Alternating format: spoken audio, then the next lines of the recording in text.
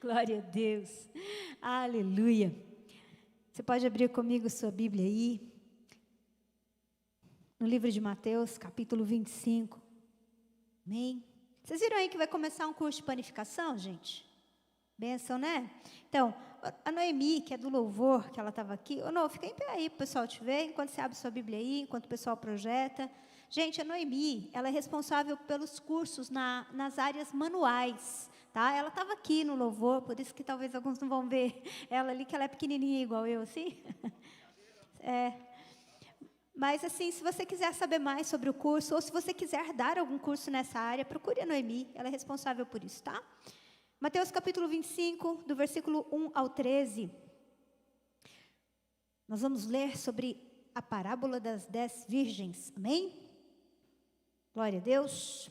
Então, o reino dos céus será semelhante a 10 virgens que, tomando as suas lâmpadas, saíram a encontrar-se com o noivo. 5 dentre elas eram nécias ou imprudentes, e 5 eram prudentes ou sábias. As nécias, ao tomarem as suas lâmpadas, não levaram azeite consigo. No entanto, as prudentes, além das lâmpadas, levaram azeite nas vasilhas. E tardando o noivo, foram todas tomadas de sono e adormeceram. Mas, à meia-noite, ouviu-se um grito: eis o noivo, saí ao seu encontro. Então se levantaram todas aquelas virgens e prepararam as suas lâmpadas. E as nécias disseram às prudentes: dai-nos do vosso azeite, porque as nossas lâmpadas estão se apagando. Mas as prudentes responderam: não, para que não nos falte a nós e a vós outras. Ide antes aos que o vendem e comprai-o. E saindo elas para comprar, chegou o noivo, e as que estavam apercebidas entraram com ele para as bodas, e fechou-se a porta. Mais tarde chegaram as virgens nécias ou imprudentes, clamando: Senhor, Senhor, abre-nos a porta. Mas ele respondeu: em verdade, eu vos digo que não vos conheço. Vigiai, pois, porque não sabeis o dia nem a hora. Amém? Você quer que o Senhor fale com você nessa noite? Então eu quero convidar você a fechar os seus olhos e pedir isso ao Senhor. Pai, nessa noite, nós estamos nessa casa porque nós queremos ouvir a Tua voz, nós adoramos ao Senhor. Essa casa já está repleta da Tua presença, eu creio nisso. Os Teus anjos já têm se movido aqui, o Teu Espírito Santo está enchendo a casa. Mas eu quero te pedir algo, nós precisamos sair daqui com uma palavra do Senhor. Porque é essa palavra que vai gerar a transformação que nós precisamos. Por isso eu quero te pedir, Deus, na autoridade que há no nome de Jesus, que nesse momento, Senhor, toda a astúcia do inferno caia por terra em nome de Jesus. Todo levante, Senhor, toda fortaleza estabelecida na mente, perca agora o seu lugar. Mas nós declaramos que o nosso coração e a nossa mente estão preparados, Senhor, para ouvir a Tua palavra. Nós queremos dizer que o nosso coração está desejoso, faminto, e essa palavra vai cair no nosso coração, uma palavra rema, que vai trazer entendimento, transformação, e ela vai dar fruto a 30, a 60 e a 100 por um. E se você crê, diga amém. Glória a Deus, aleluia. Queridos, a parábola das 10 virgens, obrigada, querida, ou pode ser a parábola das 5 virgens prudentes, como você quiser aí, elas fazem menção a uma cerimônia onde normalmente a cerimônia que acontecia de casamento naquela época, por isso que Jesus usa essa parábola, primeiro o noivo ia na casa da noiva, e depois a noiva ia de encontro com o noivo, só que ela não sabia que hora ele iria chamá-la, e então ela tinha que estar preparada. E a Bíblia deixa claro aqui para nós que essa parábola, ela é comparada, né, a um casamento. A volta de Jesus é comparada com um casamento. Por quê? Porque nós estamos falando de aliança. Nós estamos falando de algo que motiva a noiva a esperar pelo noivo. E é isso que nós somos. Então, era necessário que ela tivesse um lastro, né, de azeite, e ela tivesse uma reserva para que a sua chama estivesse acesa, para que a chama da sua candeia estivesse acesa. E eu quero falar sobre isso nessa noite, sobre manter a nossa chama acesa. E por que a gente precisa manter a nossa chama acesa? Talvez lendo esse texto aqui, nós vamos pensar que o objetivo de nós termos a nossa chama acesa, ele é simplesmente escatológico. É para que a gente, quando Jesus voltar, a gente esteja pronto. E de fato, esse é um dos motivos. Mas eu quero mostrar para você o quanto termos a nossa chama acesa, ela afeta vários aspectos da nossa vida. Ela envolve muitas coisas. E a primeira coisa, o primeiro aspecto de termos uma chama acesa no nosso coração, ela diz respeito a nós mesmos. Sabia disso? Às vezes a gente acha, não, eu preciso ter a chama acesa para agradar Jesus. Mas a primeira coisa que eu quero que você entenda é que nós precisamos ter a chama acesa. Por quê? Por nós mesmos. Sabe por quê? Porque a luz nos protege das trevas. Quando você vê um beco bem escuro e um outro bem iluminado, por onde você vai? Pelo iluminado. As trevas, queridos, normalmente nas trevas estão escondidas coisas que vão nos fazer mal. O pastor Marcos estava falando hoje aqui, né? Sobre quando você, às vezes, sai à noite e você bate com o dedinho bem na quina, assim. Só que você só faz isso, ou você está muito desligado, ou está escuro. É normalmente num lugar de escuridão, e num momento de escuridão. Então entenda algo, a luz, ela em primeiro lugar, ela faz bem para nós, ela nos protege. Você lembra que quando o povo de Israel foi tirado do Egito, a Bíblia diz que a presença de Deus foi com eles durante o dia, de que jeito? Como, gente? Durante o dia, com uma coluna, uma nuvem, que protegia eles do sol. E à noite, como que ia? Uma coluna de fogo. Então, nós precisamos nos lembrar que nós estamos nessa terra como uma viagem. Nós estamos passando como por um deserto da nossa vida. E que o fogo de Deus, ele nos protege. Quando eu mantenho a minha chama acesa, quando eu mantenho o meu coração aceso, eu sou protegido. Deixa eu dizer uma coisa, nós precisamos estar conectados com o Senhor, dependentes dEle, porque nós somos estrangeiros nessa terra. E esse fogo que acende o nosso coração, esse fogo que nos mantém aceso, esse óleo que nos mantém com essa chama acesa, vai nos proteger. Sabe quais são os melhores anos da nossa vida? Os melhores anos da nossa vida são os anos em que nós mais tivemos intimidade, nós mais dedicamos ao Senhor. O Carisma tem uma frase, né? Venha para os 2 melhores anos da sua vida. Por quê? Porque ali você vai ler livros que talvez num outro momento você não iria ler. Você vai ler a Bíblia em um tempo que num outro momento você não iria ler. Sabe, querido, talvez você até tenha servido durante um tempo e você falou, puxa, eu fiquei tão cansado. Mas por que a Bíblia fala sobre o primeiro amor? Por que lá em Apocalipse, no capítulo 2, Jesus, quando vai repreender a igreja de Éfeso, ele repreende ela porque eu tenho contra vocês, apesar de zelosos, apesar de tudo, vocês abandonaram o primeiro amor. Porque o primeiro amor mantém o nosso coração aceso. E esse coração aceso, ele nos protege, ele nos livra das trevas. Agora, quando a gente vai permitindo que essa chama se apague, nós vamos permitindo que o óleo que estava na nossa candeia, ele vai indo embora. E quando a gente perde o óleo, as coisas ficam duras, difíceis de lidar, engessadas. Então, a primeira coisa que a gente tem que entender é isso. Sem óleo a gente perde o foco, a gente perde o brilho, a gente perde o vigor. A gente corre o risco de voltar a viver como a gente vivia antes, quando a gente não tinha o Senhor, sem luz, sem graça, sem vida. Deixa eu falar uma coisa para você. Você precisa manter a chama acesa durante a viagem, por sua própria causa. Eu preciso manter a chama acesa por minha própria causa. Embora o objetivo, aquilo que Jesus vem falar para nós precisamos entender. Davi entendeu isso. Eu acho tão tremendo uma oração que Davi faz no meio de um salmo, que é quase um salmo de guerra, que é o Salmo 18. Quero convidar você a abrir comigo, Salmo 18, verso 28.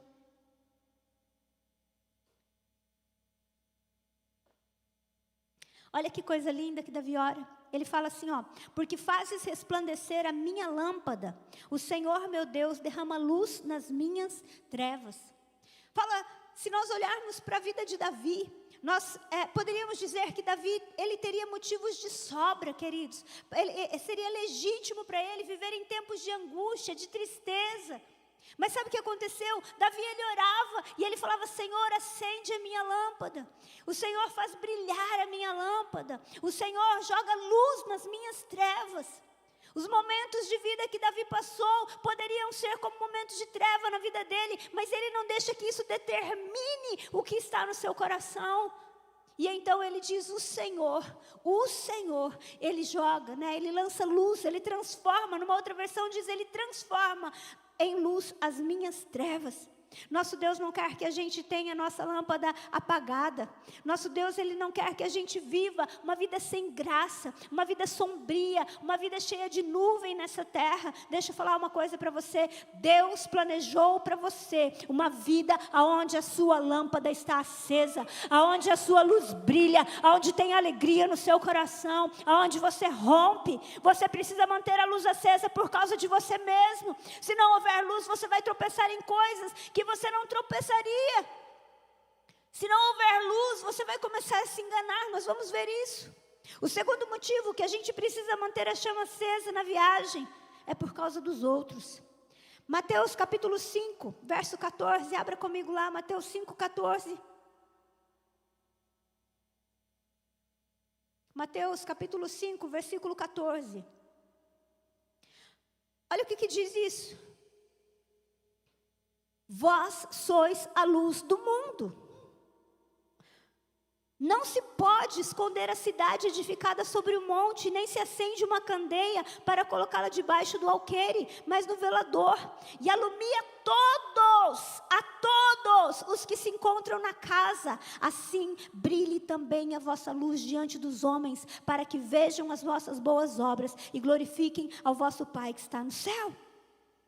Olha o que esse texto diz. Gente, quando a nossa lâmpada está acesa, aonde a gente chega, as trevas têm que ir embora. É impossível, não dá para ter trevas e luz no mesmo lugar. Quando eu e você estamos cheios dessa luz, quando nós estamos acesos, aonde a gente chega, as trevas vão embora. Quando nós olhamos para a vida de José, o que a gente vê? A gente vê que as pessoas olhavam para ele e diziam assim: onde ele estava, as coisas prosperavam, as coisas mudavam. Meu irmão, deixa eu falar uma coisa para você. Se nós não estamos nos importando com as trevas que estão acontecendo nessa terra, está na hora de nós revermos algumas coisas no nosso coração. Nós precisamos entender, deixa eu dizer, você sabe disso, a escuridão nada mais é do que a ausência de luz. Sabe quando você vê histórias de coisas acontecendo, a pergunta é: aonde está a igreja? Porque a igreja é a luz. Jesus está dizendo para mim e para você: vocês são a luz do mundo. E se vocês são a luz do mundo, vocês não podem ficar escondidos. Porque quando a gente pega uma candeia, ela não fica embaixo da mesa escondido, mas a gente põe no lugar visível e ela ilumina a casa inteira e todo mundo é abençoado por aquela luz.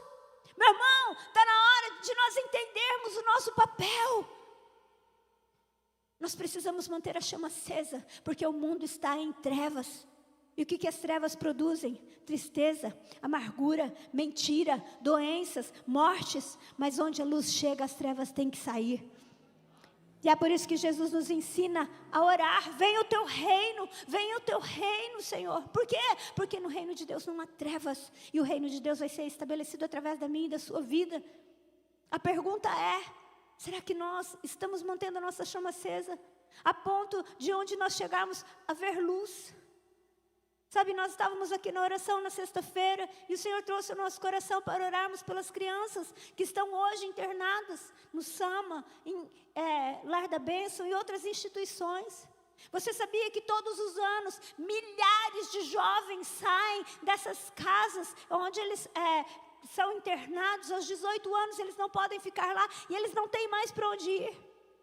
Agora eu pergunto para você: será que nós estamos brilhando de algum jeito em algum lugar? Será que nós estamos nos importando que algumas coisas venham cessar? Nós estávamos na nossa reunião de pastores aqui na sexta-feira, online, e um casal de socorro que nós vamos abrir no G100 Socorro, gente. Estamos avançando.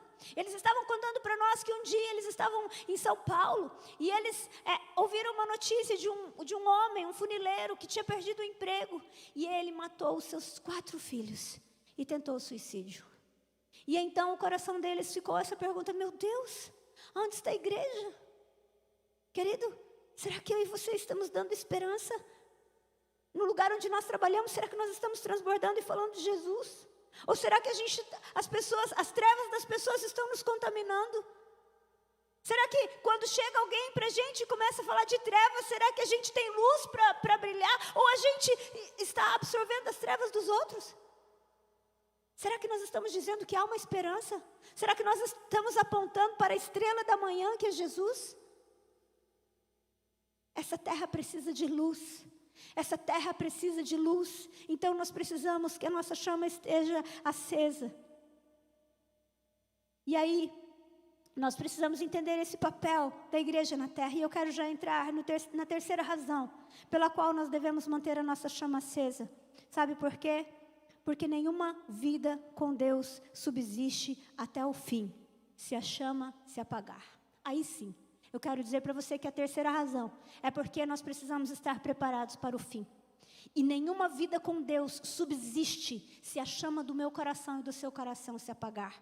Não tem como a gente se encontrar com o noivo com a chama apagada. Sabe por quê? Ele não reconhece as trevas. Você entende?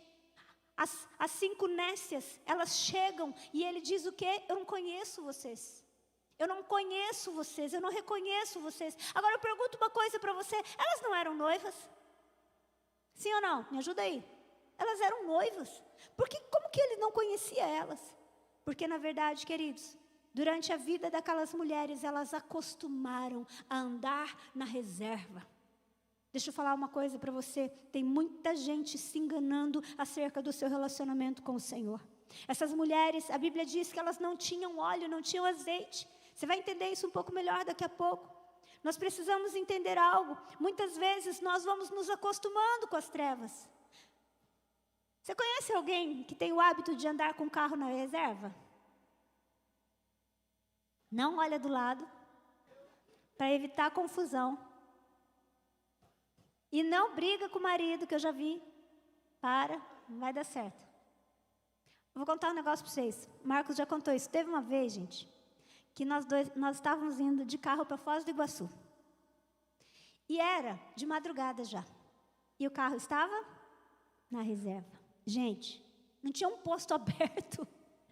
E a gente, sabe o que a gente fazia? Toda descida, o carro ficava na banguela, né? Ninguém nunca. Que desespero. Agora deixa eu falar uma coisa. Tem gente que é viciado em andar na reserva. E uma hora vai ficar sem combustível. E espiritualmente é a mesma coisa.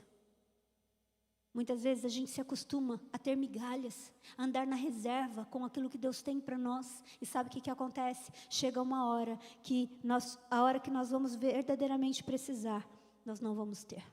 Nós vamos nos acostumar com a escuridão, com a meia luz. Há um texto lá em Eclesiastes, capítulo 12, verso 1. Eclesiastes, capítulo 12, verso 1. Olha o que Salomão vem dizer para nós. Lembra-te do teu Criador, nos dias da tua mocidade, antes que venham os maus dias, e cheguem os anos nos quais dirás, eu não tenho neles prazer. Gente, presta atenção nesse versículo 2. Antes que se escureçam o sol, a lua e as estrelas do esplendor da tua vida, e tornem a vir as nuvens depois do aguaceiro. Sabe o que ele está falando aqui? Olha só. Olha como esse texto, nessa versão, ele fala. Lembre-se dele antes que o sol, a lua e as estrelas percam o brilho aos seus olhos, e as nuvens voltem a cobrir o céu depois da chuva. Você sabe o que Salomão está falando aqui? Quando você perder a visão. Lembra-te do teu Criador nos dias da tua mocidade, antes que os teus olhos comecem a ver embaçado. Você já percebeu que quando nós vamos diminuindo, né, vai diminuindo a visão, você precisa de mais claridade, porque a gente não enxerga claramente. Salomão, ele vem dizer para nós que há um momento na nossa vida em que fisicamente a gente corre o risco, não que isso vai acontecer com todo, mas a gente incorre no risco de não enxergar direito, de ver as coisas meio nubladas, a gente não vê as coisas claramente. Deixa eu falar uma coisa para você, se nós não tomarmos cuidado em manter a chama acesa, talvez esse processo aconteça espiritualmente com a gente, muito antes do que a gente possa pensar. As coisas possam ficar meio nebulosas. E aí sabe o que acontece? A gente pode achar que está com a candeia acesa e não está. Então, nós precisamos entender que se essa chama se apagar, nós não vamos ver claramente. E a gente pode acostumar a ver meio escuro e parecer para a gente que está normal. Só que na verdade não está. O mesmo acontece quando a gente vai deixando essa chama se apagar. A gente já começa a não ter mais noção do que é luz e do que é trevas. Sabe, muitas pessoas, elas ficam se questionando se é certo fazer isso ou é certo fazer aquilo. Quando na verdade, muitas vezes vão se acostumando com coisas que são trevas. A Bíblia diz que a amizade com o mundo é inimizade com Deus. Querido, Satanás, ele é muito astuto. Não deixe a sua chama se apagar. Não deixe a sua chama se apagar. Agora, entenda algo muito importante. É possível a gente achar que está com a candeia acesa e não está. Porque não há luz em nós. Não há comunhão com Deus quando nós vamos andando nas trevas. E aí sabe o que acontece? A Bíblia diz que Ele não nos conhece. E então nós precisamos tomar um cuidado, porque a falta de óleo, muitas vezes ela não é um lapso, ela não aconteceu apenas uma vez. A gente se acostumou a andar na escuridão e acha que é esse o processo que Deus tem. Agora, aí entra uma coisa muito importante. Talvez você ouça isso e você fala, mas fulano tem luz própria. Eu quero dizer uma coisa para você, no reino do Espírito ninguém tem luz própria. No reino do Espírito nós somos como a lua, nós não temos luz própria. A lua é um corpo iluminado, enquanto o sol é um corpo iluminador. Espiritualmente, nós somos iluminados pela glória de Deus. Não há luz em nós, não há chama acesa em nós pelas nossas próprias forças. Não tem essa de luz própria no reino espiritual, não. Se nós escolhermos uma vida carnal, em uma rotina espiritual, a gente vai morrer. Se a gente escolher viver uma vida carnal, querido, essa chama vai apagar. A Bíblia diz no Antigo Testamento que Deus acendeu o fogo quando Ele criou o tabernáculo, quando Ele estabeleceu o tabernáculo a primeira vez. Mas era responsabilidade do sacerdote manter essa luz acesa. Deixa eu dizer algo, se você recebeu Jesus como Senhor e Salvador da sua vida, no dia que você fez isso, o teu espírito, ele foi aceso pelo Espírito Santo. Só que a nossa responsabilidade é manter essa chama acesa. Se nós não mantermos essa chama acesa, assim como a lua que não tem luz própria, nossa luz não vai ser suficiente para dissipar as trevas que vão se levantar no meio do caminho. Nós não vamos suportar os desertos dessa vida. Nós não vamos suportar as lutas que nós temos para viver. Sabe por quê? Porque a luz que Deus nos dá é uma graça sobrenatural para a gente passar pelos desertos dessa vida sem esmorecer. A luz que o Senhor nos dá é uma graça sobrenatural para a gente iluminar o caminho das pessoas que estão ao nosso redor. A luz que o Senhor nos dá é uma habilidade para nos preparar para a gente ter um encontro com Ele. Mas sabe o que faltou para as insensatas? Óleo, azeite. Por quê? Porque naqueles dias, para você manter uma candeia acesa, você precisava ter um pedaço de madeira, você precisava ter tecidos ali e azeite para você acender o óleo. Então esse azeite, ele ia sendo consumido junto com aquele tecido e você tinha que pôr mais azeite. Mas sabe o que aconteceu? Elas não tinham óleo. Agora, hoje o fogo não é aceso externamente, mas hoje ele precisa estar aceso internamente. E este óleo que as virgens usavam para manter a chama acesa, hoje para nós, Ele é o próprio Espírito Santo. Ele é o próprio Espírito Santo que Jesus deixou para nós. Quando Jesus ele vai subir aos céus, Ele diz assim, eu não vou deixar vocês sozinhos. A Jerusa aqui durante o louvor, ela citou isso. Olha, o Senhor estará conosco todos os dias. E eu quero dizer isso para você, eu quero te lembrar. O Senhor vai estar comigo, com você todos os dias. Até a consumação do século, mas Ele está conosco através do Espírito Santo. E quando nós olhamos para Jesus, nós vamos ver isso. Nós vamos ver que na vida dele, a luz do Senhor brilhava, porque ele era dirigido pelo Espírito Santo. Quando nós lemos Mateus capítulo 4, que Jesus ele é levado para ser tentado, né? Pode projetar para mim Mateus 4:1, por favor. Mateus 4:1 e Lucas 4:1 também, mas vamos de Mateus. Mateus 4:1. Olha isso. Em seguida, Jesus foi conduzido pelo Espírito ao deserto para ser tentado pelo diabo. Veja, ele não foi levado pelo diabo, não. Ele foi levado pelo Espírito Santo. Mas porque ele precisava romper algo, e esse mesmo Espírito ia dar a ele a habilidade que ele precisava para romper. Acredite, quando você é dirigido pelo Espírito Santo, quando você está debaixo da luz do Espírito Santo, quando você está debaixo do fogo do Espírito Santo, você pode estar no pior deserto da sua vida, Satanás não te vence, você vai ser um vencedor, porque você se posiciona, a luz de Deus está em você, e aonde a luz está, as trevas não se estabelecem. Nós precisamos ser dependentes do Espírito Santo. E nós, como nós falamos, apesar desse texto apontar para o fim, só quem tem habilidade de manter a chama acesa constantemente vai estar pronto para esse dia. Então acredite, vai entrar ano e sair ano, e nós vamos falar as mesmas coisas.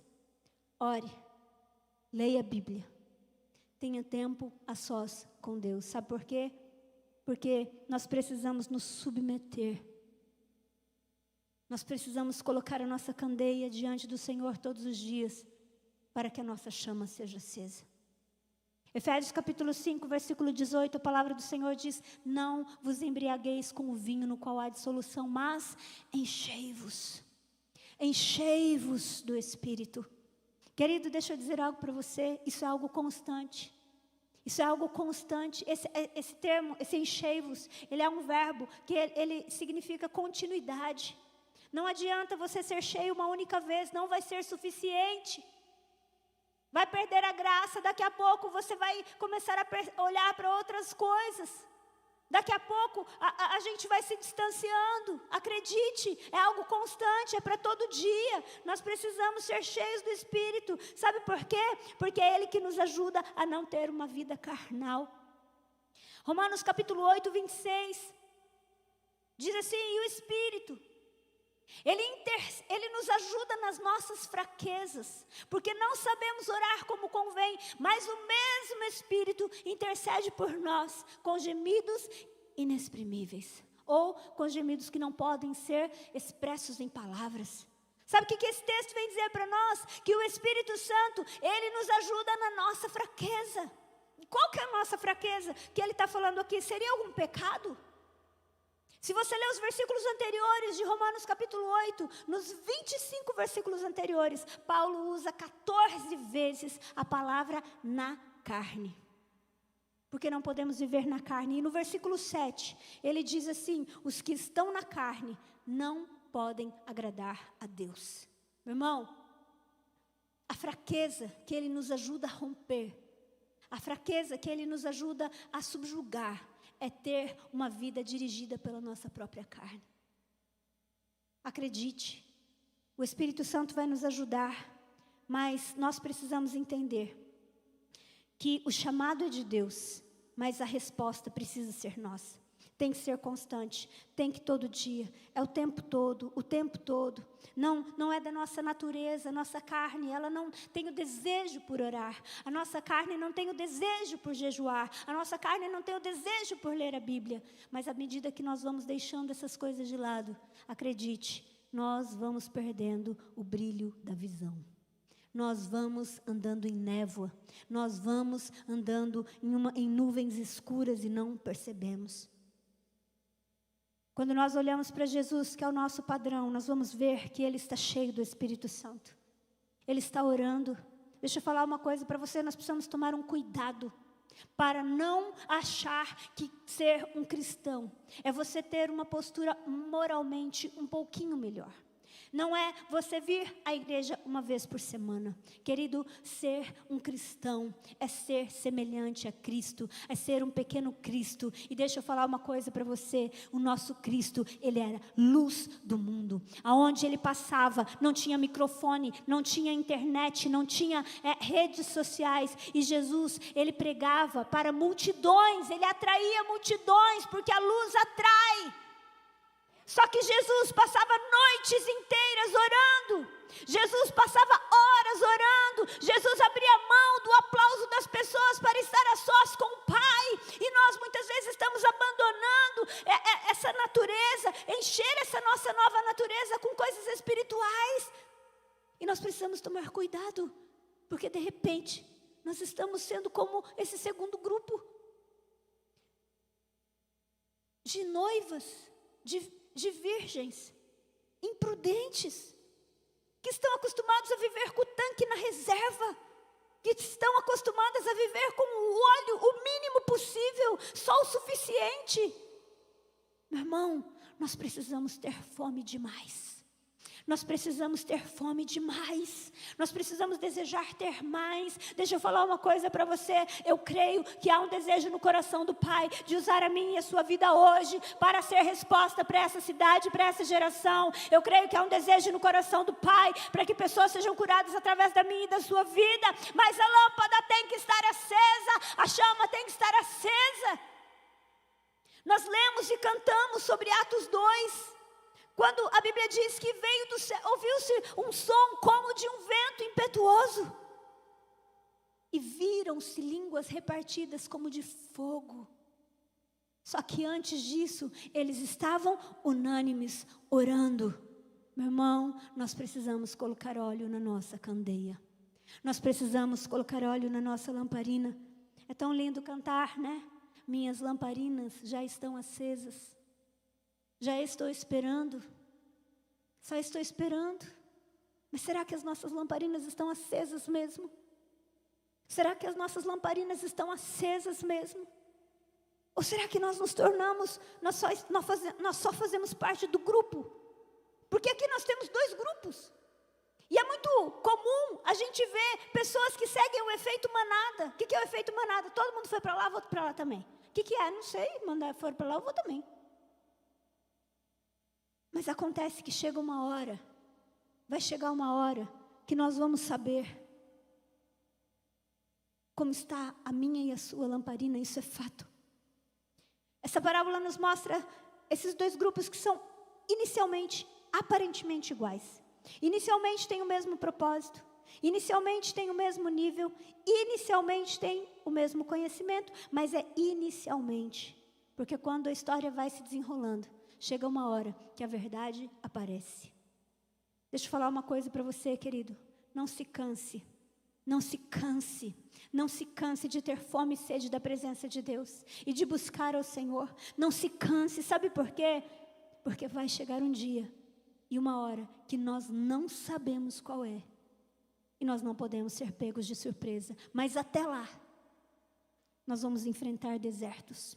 Até lá, nós vamos ter lutas com as trevas. Até lá, nós precisamos brilhar a nossa luz. Nós precisamos ter cuidado. Nós vamos ter que decidir a qual grupo nós queremos pertencer. Você sabia que o grupo que você caminha, ele vai determinar a sua forma de andar. Se você caminha com um grupo que tem fome e sede da presença do Pai, provavelmente você vai ter fome e sede da presença do Pai. Se você caminha com um grupo que está satisfeito com pouco, você corre o risco de breve você estar satisfeito com pouco. Não se contente com menos do que tudo o que Deus tem para você. A pergunta é, qual é o grupo que eu e você queremos participar? A pergunta é, como é que está a minha e a sua reserva de óleo? Como é que está? Querido, qual é o meu desejo e o seu desejo pelo Espírito Santo? Quando foi a última vez que você passou o tempo buscando ser batizado no Espírito Santo ou orando? Seja em línguas, uma linguagem sobrenatural de oração. Quando foi a última vez que você passou horas lendo a palavra de Deus. Nós falamos que amamos a Bíblia, mas qual é o tempo que nós temos feito para nos encher da palavra? Você sabe por que Jesus venceu o diabo no deserto? Porque ele estava cheio da palavra e do Espírito. Não espere por um momento, não espere para que essa volta aconteça, porque nós não sabemos o dia e nem a hora. Mas eu quero dizer algo para você nessa noite. O Espírito Santo está acessível a todos aqueles que desejarem por mais dele. O Espírito Santo está acessível a todos que desejarem por mais dele. Deixa eu contar algo para você. A minha conversão foi algo que me marcou duplamente. No dia em que, embora eu estivesse indo algumas semanas na igreja, eu ainda não tinha aceitado Jesus. E tudo começa com isso. Nós somos acesos espiritualmente no momento em que nós recebemos Jesus na nossa vida. E no dia que, no domingo à noite, que eu levantei a mão para aceitar Jesus, enquanto eu estava no banco, que eu levantei a minha mão, eu fui batizada no Espírito Santo. E quando eu vim para frente, eu vim falando em línguas. Eu não sabia disso, eu não sabia como é que era. Ninguém me falou. Deixa eu falar uma coisa para você. O Espírito Santo está acessível hoje, para você e para mim e para todos quanto quiserem. Talvez você está passando por circunstâncias na sua vida que é porque está faltando clareza. Você não para ouvir o que o Espírito Santo tem para te dizer. Você não aquieta o seu coração, não coloca o seu celular no modo avião para ouvir o Senhor, e outras vozes estão tentando roubar você, estão cegando a sua visão, estão acabando com o seu olho. Você está vendo embaçado e você está batendo o dedo e o coração em coisas que você não tinha que bater. O Espírito Santo está esperando por você para derramar sobre você algo novo, uma direção nova, um tempo novo. Mas Ele só vai fazer, Ele só vai fazer, Ele só vai fazer se houver um desejo no seu coração por mais dEle. Ele está aqui nesse momento, agora. E eu quero convidar você que quer mais do Senhor, você que quer encher a sua candeia, você que quer mais, você precisa de algo novo da parte de Deus. Querido, responda essa palavra. Nós vamos orar aqui, nós vamos fazer uma oração em forma de canção. E é um convite do céu. Essa palavra é um convite, é um alerta, mas é um convite do céu, dizendo: ei, sai desse lugar de apatia, sai desse lugar de neblina, sai desse lugar mais ou menos e vem para um lugar que eu quero te mostrar.